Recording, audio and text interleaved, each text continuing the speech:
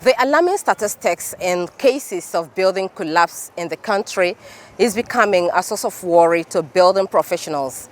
To this end, they have organized a week-long activity to mark the Builders' Day, and they use this opportunity to raise awareness on the need for everyone, government, builders, developers, and all Nigerians to synergize in ensuring a proper building construction processes in the country. We'll have a report. Stop building collapse. Engage a professional builder to get your work done. The message of registered professional builders during a week-long activity to mark the 2020 Builders' Day. The event, which took place simultaneously across the 36 states of the Federation and the Federal Capital Territory, featured road shows, press conferences and symposiums, all in a bid to raise the consciousness of the people and the government on the need to ensure that necessary steps are taken to promote quality building production processes in the country. If the location is not right, we're talking about soil.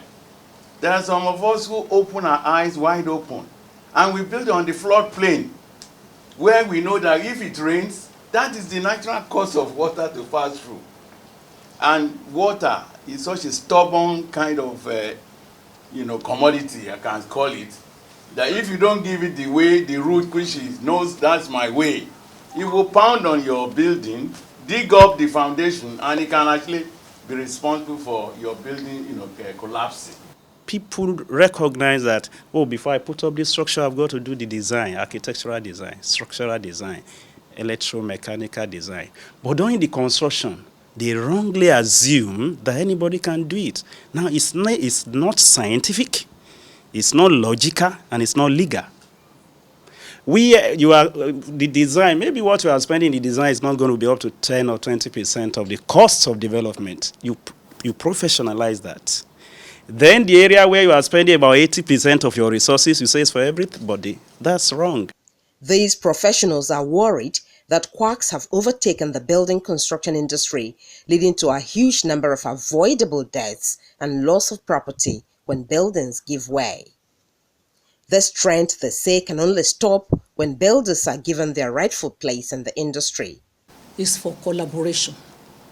We want support from all tiers of government, from all stakeholders in the building industry, from all users of buildings, from the general public, to join hands together with us, that we are the people who have been richly trained and we are the professionals that should produce buildings.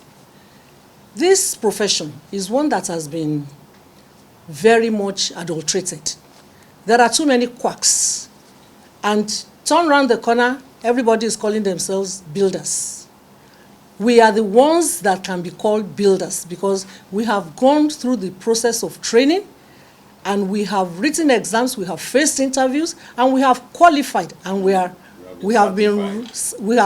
certified, and we have been registered as builders. And we are the only ones that can produce buildings that will stand. Others cannot. There has to be a law to capture the fact that a builder must come in at the design stage, because there are documents a builder needs to prepare to manage the process of construction. So for us, I think that area must be seriously looked into. A builder must be involved at the design stage so they can produce their own documents which they will use in managing the project, the building project. And I think that is where the problem is. In Lagos, the builders sought the perspectives of the first professional builder in Nigeria, 93-year-old Otumba Fatai Osikoya, in respect of advocacy on zero building collapse in the country. Here, they bared their minds on various factors that lead to building collapse cases and how they can be addressed. When we started this Institute of Building, we first of all, what we did was to approach the Parliament, put our case before the Parliament, that before a building is approved, all these professionals, these 4 professionals, the surveyor, the architect, the structural engineer, and the builder before the builder. They would have to. We said every one of them should initial the drawings as approved.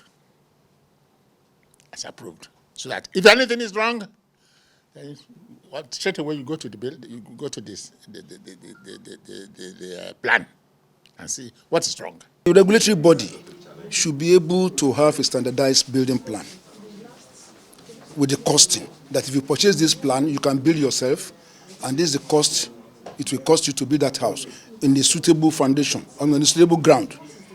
That people can buy that plan already approved, government should already approve that plan, and then you just buy that, you go to your site, they cost it for you. So before you start, you know the costing of what you're going to build. And then you bid according to the money you believe you have in your pocket. What made us a builder on site basically is our construction methodology, which is not in a par with any of the peer professionals. We all have our distinctive specialization when it comes to building construction and the processes, right from the inception to completion of the building. What am I trying to say? If we all work as a team, we are going to achieve the best result for this country, for the economy of this country, for good structures, and to save lives from that are emanating from collapses of building, which has become a menace. The week-long activity also culminated in the laying of wreath at number 63 Marcy Street, site of the Itafaji building collapse, in remembrance of children who lost their lives in the unfortunate incident. When this incident happened, it received a worldwide condemnation, especially because children were involved.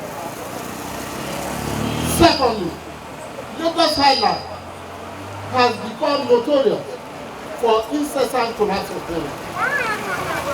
And as a result of that, today is being marked as a day to remind stakeholders in the building industry on the need to keep to standard. With this campaign and advocacy which will be held annually, these registered builders hope to bring to an end the frequent collapse of buildings in Nigeria and the attendant loss of lives and property.